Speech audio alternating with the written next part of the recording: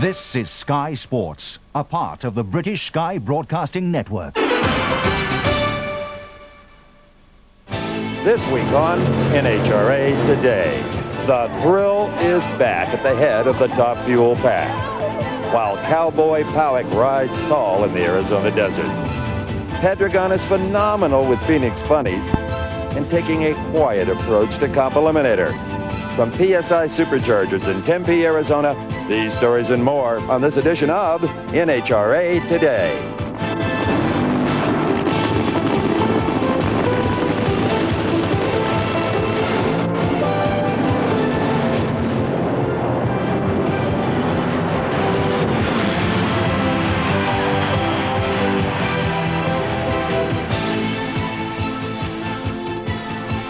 Drag racing first discovered supercharging around 1958. Those early units were stock GMC 671 blowers, first used on two-stroke marine diesel engines in World War II, and later on over-the-road vehicles. Early blower drives turned the units at or below engine speed. Now 60% or more overdrive is not uncommon. The supercharger changed the face of drag racing forever. Hello everyone and welcome to this edition of NHRA Today. I'm Steve Evans. For over 30 years, other than growing in size and the ability to deliver air, there really wasn't any major supercharging breakthroughs until 1988 when Norm Drazy, the founder of PSI here in Tempe, Arizona, unveiled his screw-type supercharger. In the next half hour, you'll meet Norm and we'll talk about supercharging in general and the PSI unit in particular. But first, of course, other than the Arizona sunshine, we got to find out what's hot. NASCAR driver Jeff BODINE shifted gears and served as Grand Marshal for the MOTORCRAFT Ford Nationals. This is my second drag race in my whole life. I mean, I'm totally in awe of what these guys do. This is really exciting, and you know, we're used to the NASCAR and going around in circles, and that's all great. It's very exciting, but this is pure horsepower here. This is awesome. Pat Austin showed us why he is still the top gun of the alcohol funny car ranks. En route to his 51st career win, he set both ends of the national record by running an elapsed time of 5.82 seconds at over 241 miles per hour. How about that, you know? 1 minute from the outhouse to the penthouse. I mean, that's what makes these occasions so nice. Pat is one of only 2 racers to ever win in 2 classes at a national event. The other is Edmund Richardson. Taking the Arizona honors in both Super Street and Super Comp marks the 2nd time Edmund has accomplished this feat. And that's what's hot. As advertised, meet supercharger guru Norm Drazy. And Norm, this is the good old girl, the 671 GMC case. Yeah, Steve, this was the mainstay of drag racing through about 1975. It was really the only supercharger in use until Larry Bowers figured out how to put 871 rotors in it that were 7/8 longer. And the immediate result was a 563 by Don Garlitz at the World Finals in Ontario. And it didn't stop growing there. Oh, no, it was headed for the moon. Finally, the NHRA decided that 19 inches was about as long as it ought to get, and they stopped it right there and called it the 1471. And some improvements inside as well. Yes, that's right. Don Hampton was really the one that attacked the leakage problem by putting abradable Teflon and Nylotron tip strips where the rotors touch each other in the case to cut the leakage down. Every Nitro Funny car in action this past weekend in Phoenix had this size supercharger. Here's Dave McClellan's report. Probably the most appropriate funny car to come to Phoenix for the MotorCraft Ford Nationals was the In-N-Out Burger Daytona of Mark Oswald, which rose from the ashes of an inferno suffered at Pomona 1 week earlier to qualify 5th. Everybody in the Overhill gang worked real hard. Fortunately, we had a lot of manpower, and fortunately, Tom Hoover was there and was willing to lend us his body, which we still have here this weekend. Mark's opponent in round 1 was Wyatt Radke, who also had experienced a qualifying incident at Pomona.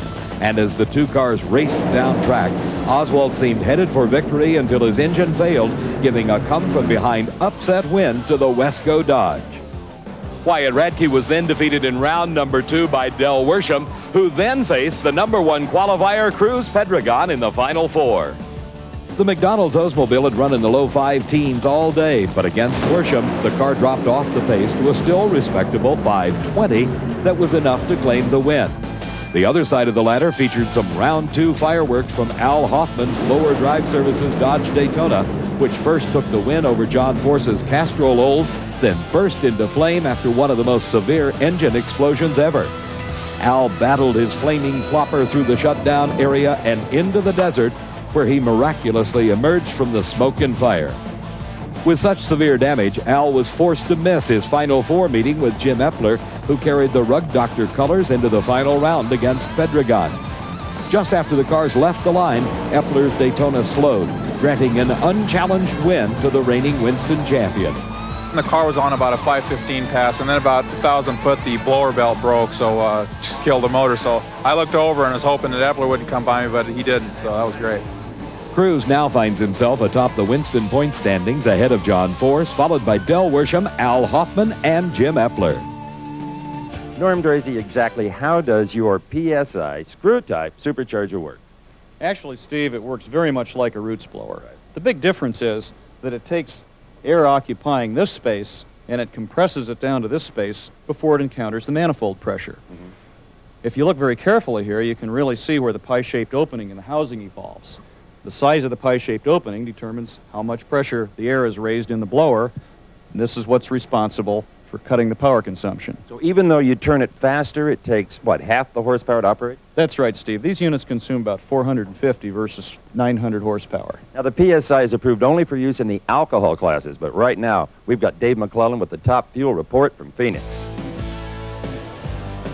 One of the hottest runners in top fuel last week at the Motorcraft Ford Nationals was the La Victoria Salsa dragster driven by Mike Dunn, who qualified fourth.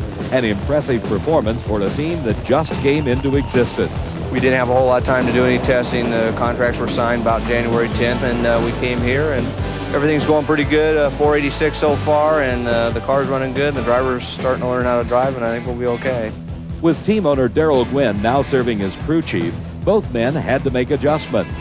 I'm still a little off. My rash times are still a little bit off. They're going to get better as we go along. Daryl's learning how to tune. I'm learning how to drive. Mike met up in the first round with Pat Austin, and at the green he showed his reaction time skills were sharpening up. But then the car slowed with problems, and the Castrol Syntec machine cruised to victory. Pat then set aside Doug Herbert in a second round rematch of last year's finalists. In the Final Four against Jim Head, who had knocked off #1 qualifier Corey McLenathan, Austin scored a bizarre victory. Just after the green, Pat's engine burst into flames and lit up the entire quarter mile, while Head's car slowed when the parachute prematurely deployed. The championship round was a battle between the ages, as Pat faced veteran Eddie Hill in the Pennzoil Nuclear Banana, and Eddie struck a blow for the over 50 set by leaving on his young rival to take a popular victory. We didn't run good enough, really, to where we should have won that deal, but we did. We just had a lot of luck today, and I'll take it because we've had a lot of the other kind, and sooner or later it kind of evens out. Eddie's win launches him to second in the Winston point standings behind Joe Amato, while Kenny Bernstein, Corey McLenathan, and Doug Herbert complete the top 5. Superchargers are manufactured for the sole purpose of creating horsepower. But all the horsepower in the world won't help you go quicker or faster if you can't put it to the ground. There's an interesting new chassis out there that may help one racer do just that. Here is this week's Fast Fact with Frank Hawley. Top fuel drag racer Jim Head has always marched to the beat of a different drummer. His cars never look like anyone else's. He's had this large front wing on the car for a couple years, has a front end with a very narrow tread width and tall front wheels. But last year, Jim was plagued with major wheel stand problems. In fact, he made a 4-second run at a race with a front end 2 feet in the air. Now that's not safe, and it certainly isn't the fastest way down the racetrack. To combat that problem, on this year's car, Jim's done a couple things. The first thing he did was move the engine a long ways out from the rear end housing. You can see how far he moved it by the length of the drive shaft. Then he moved the driver's compartment further out than most cars, and you can see how far out it is by the distance between the engine and the driver's compartment. The idea here is he's putting a lot of weight on the front end to try and keep it from wheel standing. Now, conventional wisdom would tell us if you put the weight on the front end, it's taking it off the back end, and that may cause a tire smoking problem. Well, initially, Jim's had some tire smoking problems, but he feels that that may be easier to cure than a wheel stand problem. The secret in any form of motorsports is to turn as many variables into constants as you possibly can. In the Corey Mack pits, they're doing just that with fuel mixture and temperature. Now, the alcohol is in the jug, the nitro's in the 55-gallon drum. It all flows into this brand new one-of-a-kind device designed by Steve Greenthal. How does it work? What's happening? What we're doing is taking the nitromethane from the drum, filling the machine, temperature controlling to a specific temperature that we're looking for, and then injecting alcohol with the hydrometer's aid to control specific gravity. During this time, we're filling the race car continuously and temperature controlling the fuel in the race car tank so as to maintain consistency throughout its operation. All right, here today you're looking for 70 degrees. You've got it set on 70, and over at the race car, we know that's exactly what you have. Exactly. We have the 70 degrees, and we are soaking the temperature into the fuel tank so that when we disconnect, the insulation in the fuel tank will keep the temperature consistent while the car is waiting.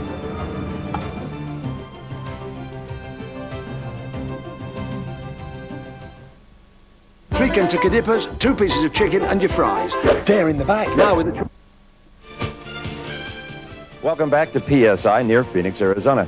Norm, a product as complicated as the PSI screw-type supercharger offers some real machining challenges. Oh yeah, it's been really fun to conquer this thing. Really what we've tried to do is bring as much of the processing in-house as we can. That way we have control over not only the quality, but also the scheduling. I mean, if we need a part the next day, we can stay here all night and make it. And computers are a big part of the process. Oh, Steve, they're absolutely wonderful. You make one on a manual machine, you find out how it works, that's indispensable. But if you got to make a batch of them, computers don't get bored. They do exactly the same thing every time. You know, it's time now for our Sportsman Report. Doesn't have a darn thing to do with superchargers, but we have achieved the seemingly impossible. We have muffled Bob Fry. Shh, be very quiet. If I talk too loud, I'll be louder than this race car. We actually have a car running here with mufflers on. You know who it is? I'll give you a hint. It's an A dragster from the West Coast, and his name rhymes with orange. You give up? It's Steve Bunyard. Okay, so I lied about the orange, but I didn't lie about the mufflers. In fact, this Division 7 racer has become a forerunner in softening the sound of drag racing. Borla approached us on it, and we were skeptical at first, but Greg did some dyno testing with it, and we found that it didn't hurt the numbers one bit, peak power or peak torque on the dyno. So we decided to give the mufflers a try at the track. And actually, last year at Phoenix and the World Finals, our best ETs were with the mufflers on the car. So this weekend, we're going to leave them on for every run.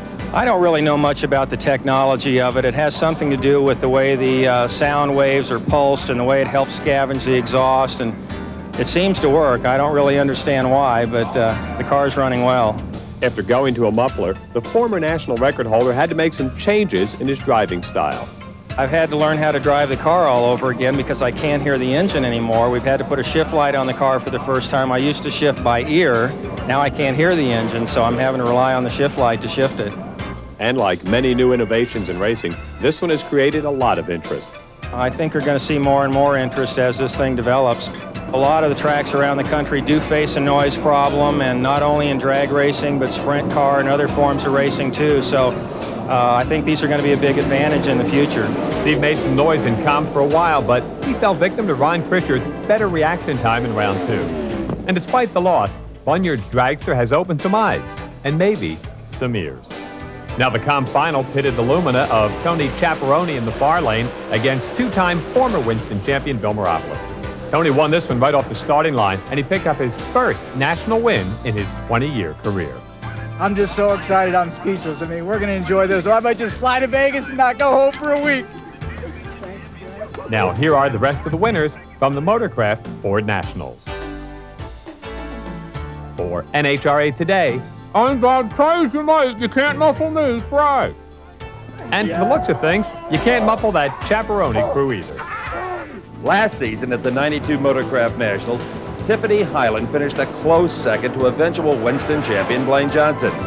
At this year's season opener at Pomona, Tiffany saw the winner's light come on in the other lane when Brooks Brown defeated her. But at this race, she would not be denied, as she took out some heavy hitters, including Johnson and Division 6 rival Jay Payne in the final.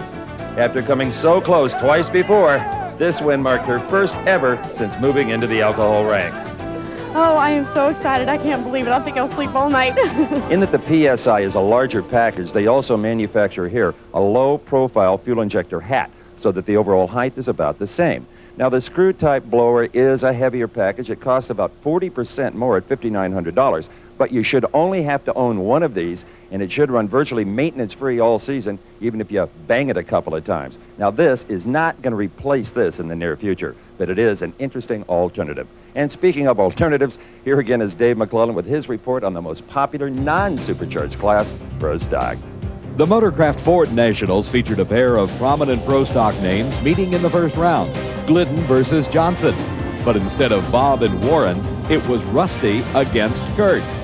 It's good for the fans, you know, they like to see the names carry on, and because, you know, these old guys aren't going to be out here forever. We stepped into a new car. Scribner Brothers supplied me with a Willie Rose car this weekend. I'm just totally excited. Both second-generation speedsters divide their time between the cockpit and the pits. While Rusty tends to the pair of Motorcraft probes, Kurt is crew chief for Don Beverly's Olds when he isn't occupied with the preparation of his racer. Yet both are able to adjust when it is time to put down their tools and put on their helmets. You can think about what you're going to do, but once you're in the car, it's totally different. I'll have to be ready, and I'll tell him he has to be ready, so it'll be exciting. As the lights flashed green, Rusty responded with a near-perfect reaction time. But as the cars worked through the gears, the famous Johnson horsepower propelled Kurt ahead for the win and a spot in the Final Four against Scott Jeffreyon. The Mopar driver knew he needed a quick light to stay with Kurt, but Scott left the line too soon and fouled, giving another round win to the Torco Olds. But then came disaster. As Kurt attempted to slow down, his car broke away and began a frightening chain of events that ended with the car slamming into a retaining wall. Kurt was attended to by the safety safari, with Rusty Glidden on hand, lending moral support to his rival. Kurt was checked out and released with only minor bruises. In the final round, Mark Howick met up with Larry Morgan in a clash of cutlasses, and Morgan left the line first in the Super Clean machine, only to be chased down by Howick's fast-closing Summit entry. I got to give all the credit to Dave Butner, my crew chief, who's just done a tremendous job working hard over the winter to get us some extra horsepower, and we're looking forward to many more to come, I hope, this year. Mark's win propels him to second in the Winston points chase behind Warren Johnson, with Scott Jeffreyon, Kurt Johnson, and Larry Morgan in close pursuit. In addition to the racing we saw on the track, there was another interesting competition at Firebird this past weekend. Students from over 40 schools throughout the state participated in the first annual Arizona High School Pit Crew Challenge. By putting 5 kids together, it would give them a chance to work together as a team, put a unit together and do some real good things for the schools. Now, the challenge was designed to make students aware of career opportunities in the automotive industry. This is a great competition. I've seen the enthusiasm of the students even in their other classwork escalate. The competition is great for the students, and it also gives them knowledge of what's going on in the real world. Bondurant technicians supervised the 8 different tasks involved in the competition. Just everybody got in there and worked hard at it and did the best we could do. It was real nerve-wracking being the only girls in there competing, and you were like really. It was nerve-wracking for me at least. Got a little tiring at the end, but it was nothing we couldn't handle. The teams with the 3 quickest times competed Sunday for a Ford Explorer, and although Wilcox High took the top prize, all of the students were winners. Well, that's all the time we have for this week's show, but trust me, we'll be back next week. We'll have a preview of the activities at the Slick 50 race in Houston. We'll look forward at the upcoming Pro Stock bike season, and we'll have a profile of the John Force of the two-wheeled set, Steve Johnson. Join us then. NHRA Today is a presentation of Diamond P Sports.